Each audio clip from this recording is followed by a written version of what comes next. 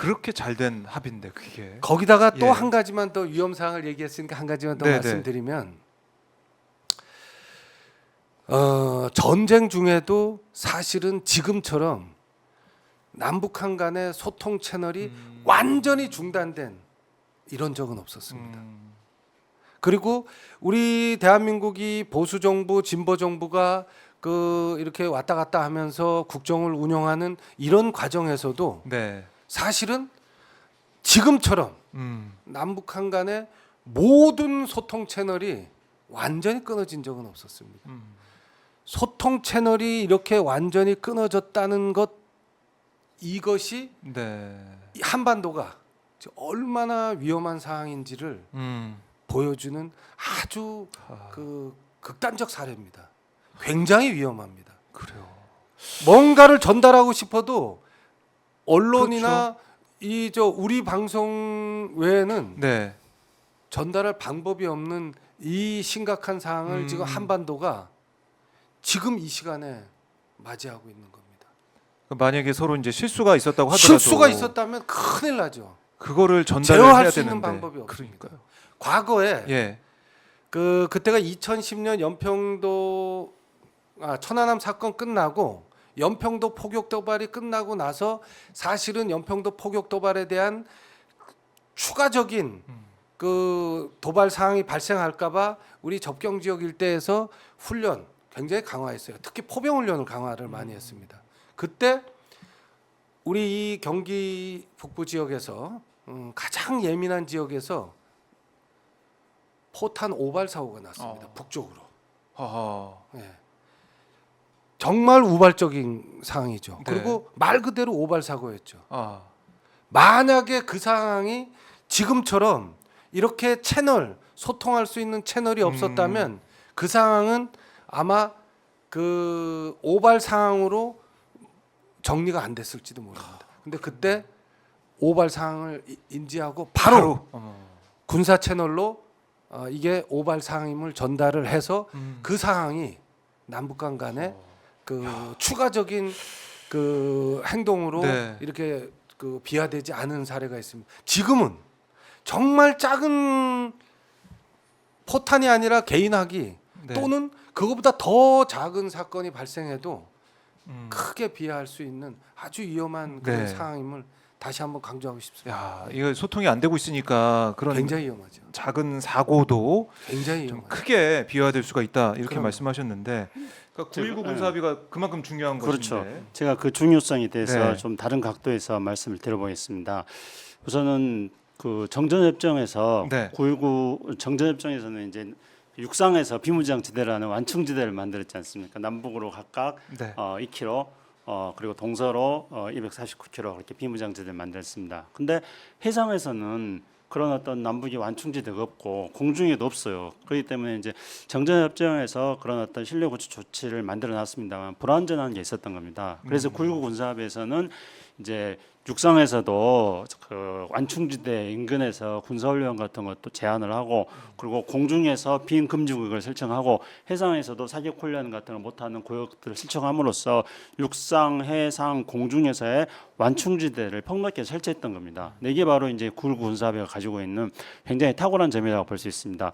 그런데 예를 들어서 우리가 지금 현재도 이스라엘하고 팔레스타인하고 가자 지구에서 지금도 전쟁을 하고 있지 않습니까? 근데 우리가 작년에 팔레스타인이 이스라엘을 공격할 때 그 가자와 팔레스타인의 국경지대 상황에 대해서 우리가 알 수 있지 않았습니까? 그때 그냥 장벽 하나만 있지 않았습니까? 그러니까 장벽 넘어가서 그냥 공격해버리고 장벽 넘어가서 그 비행체 날려 보내가지고 네, 공격하고 그렇게 해서 이스라엘과 팔레스타인은 그런 완충지대라든가 그 어떤 분쟁을 관리할 수 있는 제도가 존재하지 않았기 때문에 상시적인 갈등 상태가 놓여 있고 지금 이제 전쟁을 하고 가자 지구는 지금 생지옥이 되고 있는 거죠. 예. 그런데 남북 관계도 9.19 군사 합의를 지금 효력 등록시키고 사실상 파기하다 보면은 네. 남북 관계는 이스라엘과 팔레스타인이 일상적인 갈등 상태에 놓여서 허구한 날 이렇게 싸우듯이 남북 관계도 이제 그런 상태로 접경지대가 그런 상태로 돌아간다. 합의가 없으니까. 그렇죠. 합의가 없으니까 이제 그렇게 되는 겁니다.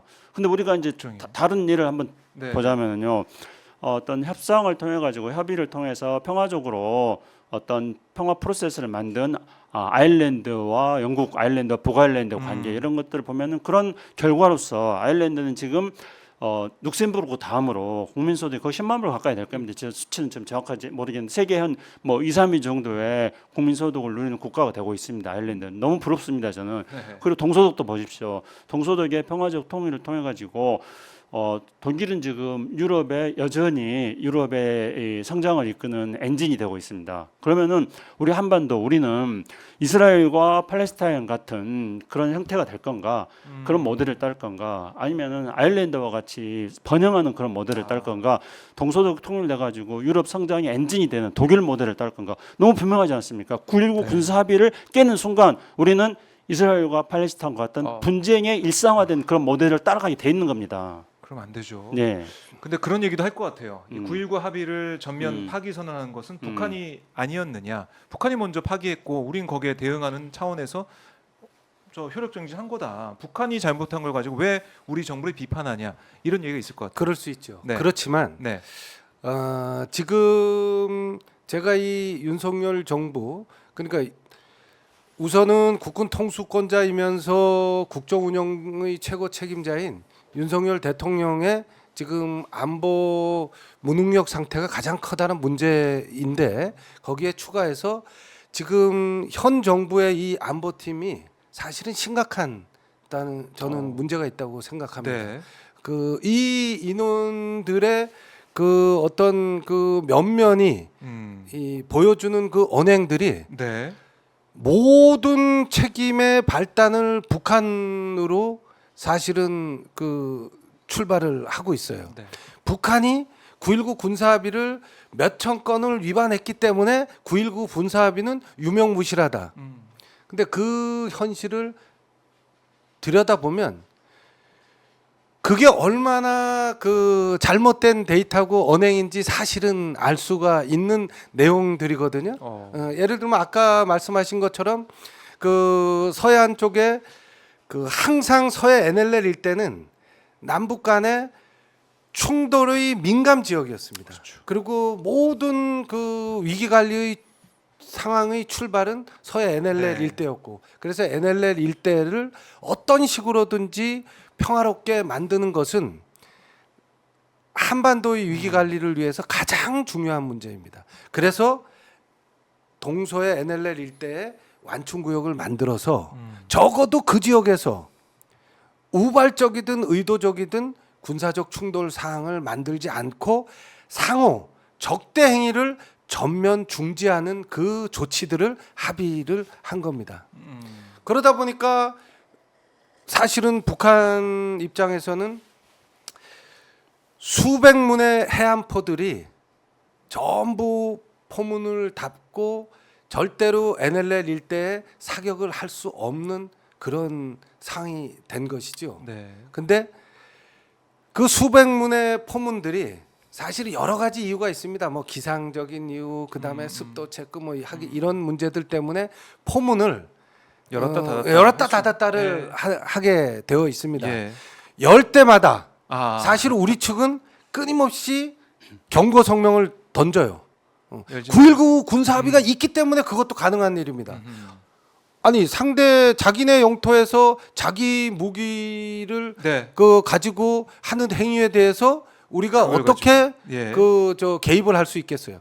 9.19 군사합의가 있었기 때문에 정말 그 포문 하나 여는 것도 경고를 줄 수가 있는 거거든요.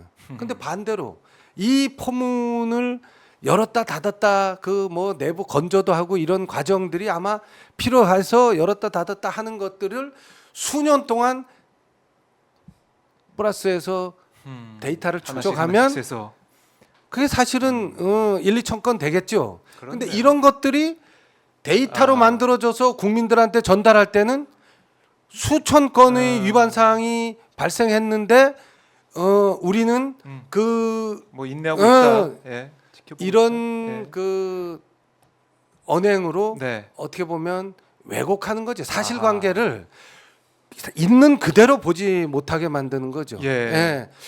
그런 이런 것들이 사실은 이 9.19 군사합의를 이렇게 전면 파기시키는 그런 그 논리로 네. 활용되면서 지금 상황이 된 음. 겁니다. 도리어 예를 들면 지금 국방부 장관을 하고 있는 신원식 장관 같은 경우는 적어도 이렇게 한반도 상황이 위기가 고조되고 네. 또 군사적 충돌 상황이 언제 어디서 발생할지 모르는 이런 상황이 되면 도리어 한반도의 위기 관리 전체에 대한 균형된 시각을 가지려고 노력해야 되는데 반대로 말하는 내용들이 어디 네. 저 야전 그 작전 사령관이나 합참의장 수준에서도 아하. 아마 그 정도 언행을 하기가 쉽지 않을 텐데 예. 야전에 나가 있는 작전 사령관 수준의 언행을 장관이 아무렇지도 않게 지금 하고 있는 네. 이런 사항들이 위기 상황을 꾸준히 지금 고조시키고 있다. 이렇게 저는 봅니다. 그래서 그 윤석열 대통령을 중심으로 한 네. 지금 현재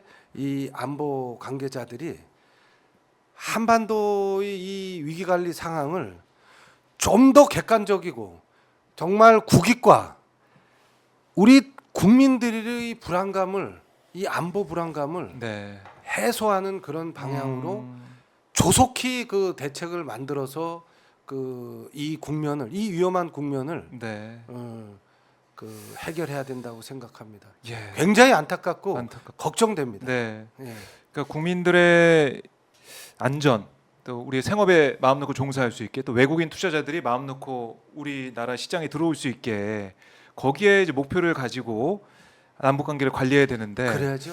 그런 거보다는 그냥 힘만 좀 자랑하면서 어떻게든 물론 뭐 그래서는 안 되겠지만은 국지전 이런 걸 좀 어떤 뭐 바라고 있는 게 아니냐 이런 얘기가 나올 정도로 일각에서는 너무 걱정이 된다는 거 아니겠습니까? 이렇게 할 수는 없다. 9.19 군사합의 이대로 그냥 전면 효력 정지되는 상태로 갈 수는 없다. 너무 걱정이 된다. 이런 거 아닌데 이런 상황인데 어떻게 해야 될까요? 그러니까 국제적으로도 인정받은 굉장히 훌륭한 군비 통제에 관한 사례입니다. 네. 9.19 군사합의는. 근데 이제 9.19 군사합의를 북한이 먼저 위반하니까 우리가 위반한다는 것들이야말로 정말로 단순 논리입니다. 그러면은 많아요. 이해는 이 눈에는 눈. 예, 그리고 그게 사실이 아닐 뿐만 아니라 네. 그러니까 사실이 아니라는 거는 통계를 왜곡한 거죠. 그러니까 북한이 밥 한 그릇 먹었는데 쌀 500톨 먹었다 이렇게 해가지고 숫자를 부풀리는 방식으로 북한의 어떤 합의 위반이라는 것을 통계적으로 국민들한테 굉장히 많다고 보여줌으로써 어떻게 네. 하든지 간에 9.19 군사 합의를 깨뜨려야겠다는 그런 본심을 그런 방식으로 드러내는 것입니다. 그래서 네. 실질적으로는 9.19 군사 합의를 깨자는 게 더 본질이었다 저는 그렇게 생각합니다. 그리고 그거는 지난 정부가 했으니까 뭐 깨자 이런 게 그 이 정부 사람들이 가지고 있는 속마음이었다 생각하고요.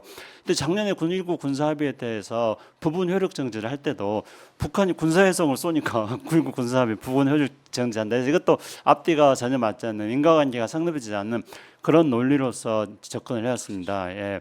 그렇기 때문에 저는 윤석열 정부가 이렇게 생각하고 있는 것 자체가 네. 그 어떤 뭐 우리 박종호 이사님께서 뭐 좀 불안하게 사람들이 이제 염려한 정말로 이런 식의 어떤 위기 조성을 통해 가지고 이 국면을 조금 더 이렇게 좀 넘어가 볼까 하는 그런 네. 걱정을 하는 분들도 사실은 지금 없잖아 있는 게 사실입니다. 그러니까요. 그 실제로 이제 지난번 1, 2월 달에 한반도 위기가 막 조성되니까 그때 이제 4월 총선인데 또 3월 달에 한미 군사 훈련 예정돼 있고 그래서 윤석열 대통령은 이런 상황을 어떻게 위기를 잘 관리할 것인가 대통령에게 부여된 권한을 통해서 어떻게 한반도의 위기를 관리하고 평화를 정착할 것이 이런 생각을 하지 않고 네. 북한은 총선을 앞두고 군사적 도발을 하려고 하고 있다는 식으로 윤석열 대통령이 오히려 부추기는 발언들을 계속했습니다.